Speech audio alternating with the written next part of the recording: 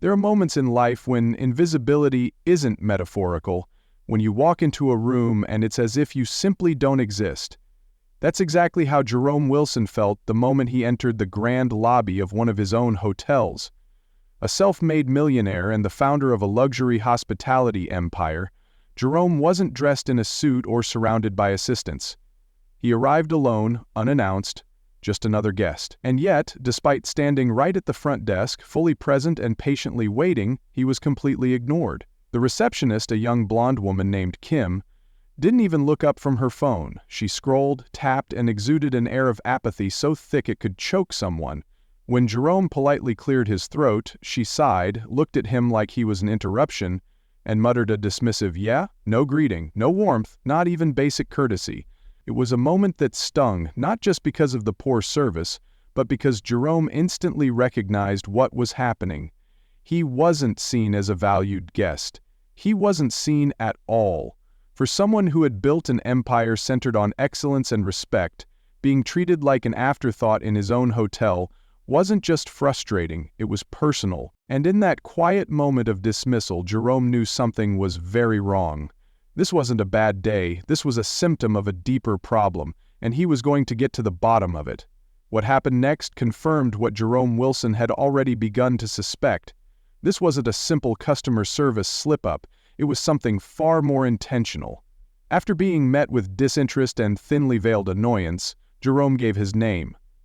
"Ha, Jerome Wilson," and mentioned his reservation. Kim, the front desk clerk, smirked and typed into the computer without the slightest urgency, then announced she couldn't find it. No apology, no second attempt, just a lazy nope. Jerome, remaining calm, asked her to double-check. She rolled her eyes and obliged, but her body language made it clear she wasn't taking him seriously. Even when Jerome pulled up his email confirmation, she barely glanced at it before brushing it off with a condescending, "Maybe you made a mistake." Her tone wasn't just careless, it was dismissive and layered with something uglier. He wasn't just being ignored, he was being judged. Within seconds, Kim had decided that he didn't belong in a place like this. But Jerome knew the system, he'd designed it, so he pulled out a second phone, accessed the internal backend, and saw the truth in cold hard data. His reservation had been manually deleted by Kim. It wasn't a glitch, it wasn't human error, it was deliberate. And it wasn't the first time. Jerome realized in that moment that this was more than just bad service.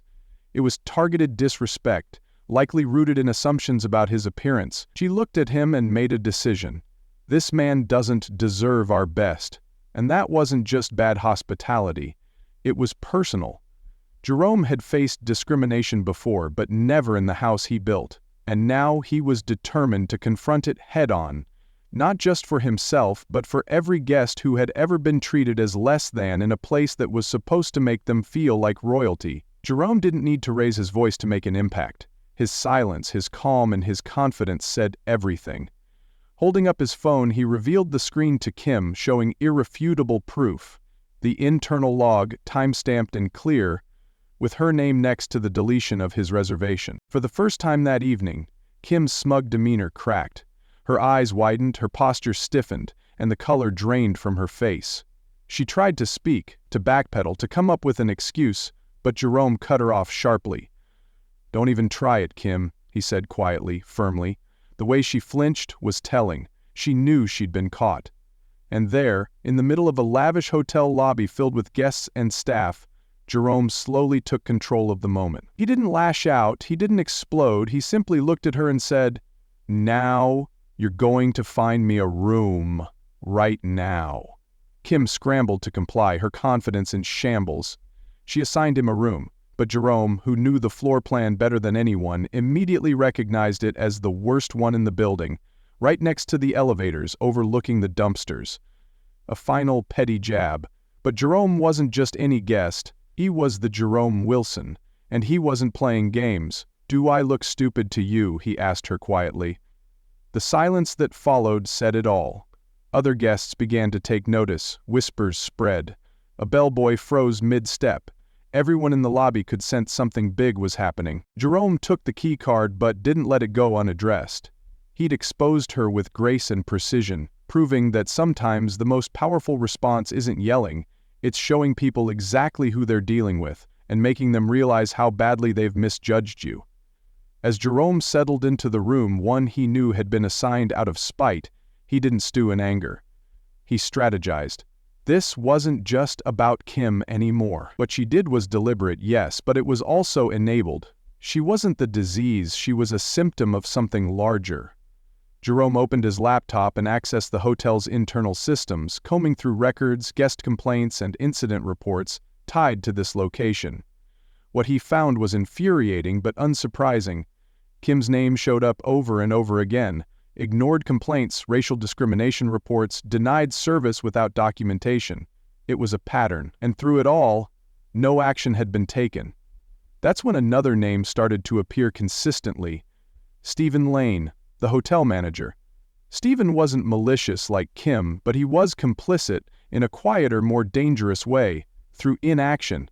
Every time a guest reported mistreatment, every time staff flagged Kim's behavior, he looked the other way. The files told a clear story.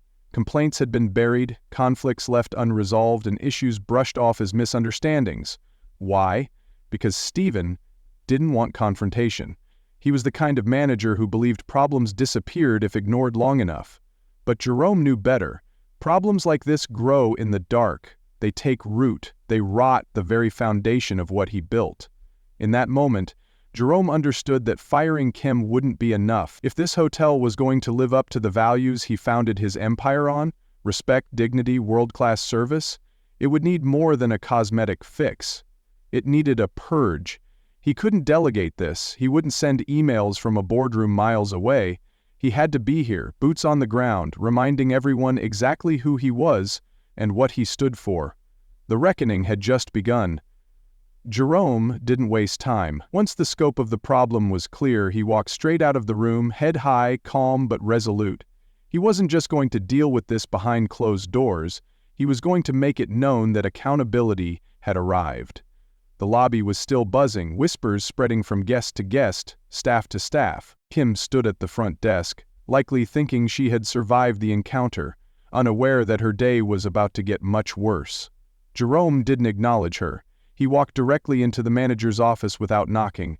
Stephen Lane looked up and immediately turned pale. "Mr. Wilson, what a surprise," he stammered. But Jerome wasn't in the mood for small talk.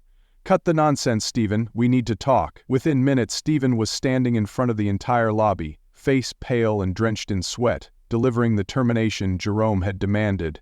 "Kim, you're fired," he announced shakily.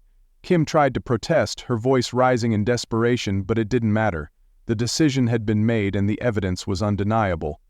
Guests turned to watch, stunned, as the front desk clerk who had dismissed them so easily now found herself dismissed in return.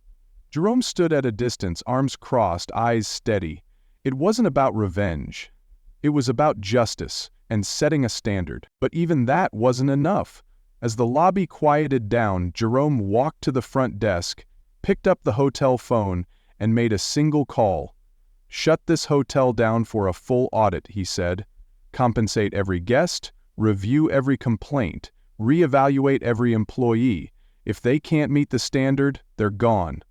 The staff froze, the guests listened, and for the first time in a long time, real change had arrived. Fast, unapologetic, and overdue. As Jerome hung up the hotel phone, ordering a full-scale audit and a top-to-bottom review, a hush fell over the lobby.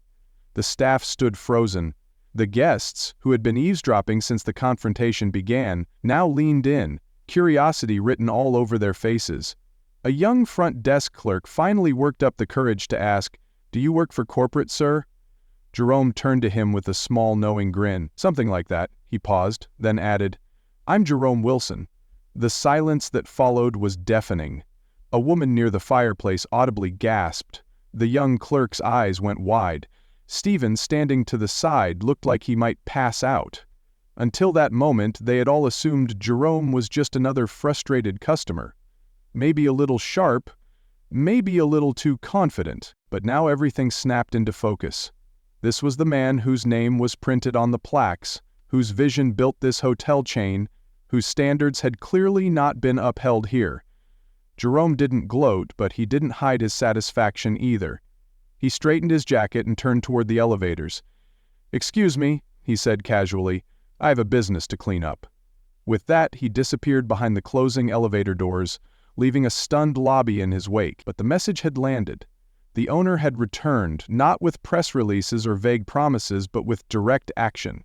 No more hiding. No more excuses.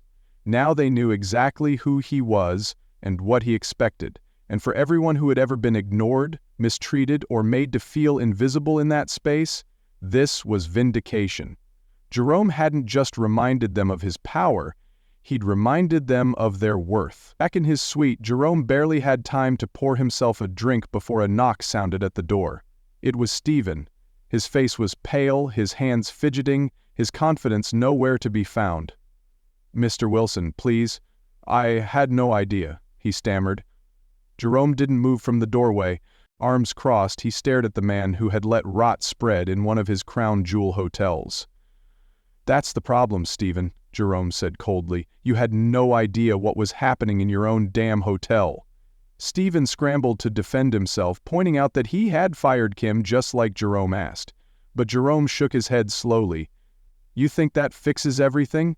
That one action wipes away months, maybe years, of complaints, of damage, of guests being mistreated on your watch?" Stephen's expression collapsed, but Jerome wasn't done.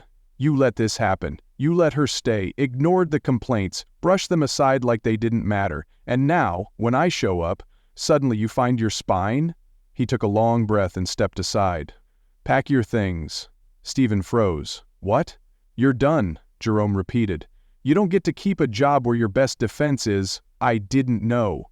Stephen tried again, pleading, bargaining, but it was over. Jerome clapped him once on the shoulder with a smirk. "Relax, Steve. I'm sure there's a roadside motel somewhere that'll love your leadership style." And with that, he shut the door in his face. No more second chances. Not for people who allowed dysfunction to fester. Jerome hadn't come just to fire one bad employee. He came to restore the foundation. Leadership started at the top, and if that top couldn't hold itself accountable, then it didn't deserve to stand. With both Kim and Stephen gone, Jerome finally had a moment to breathe. He poured himself a drink and sat back, staring out the window of the very hotel he once considered a jewel in his empire. But it didn't feel like victory. Not yet. Firing people was easy. Restoring trust, rebuilding culture, and reinforcing standards, that was the real work. Jerome powered up his laptop once more, not to gloat but to clean house.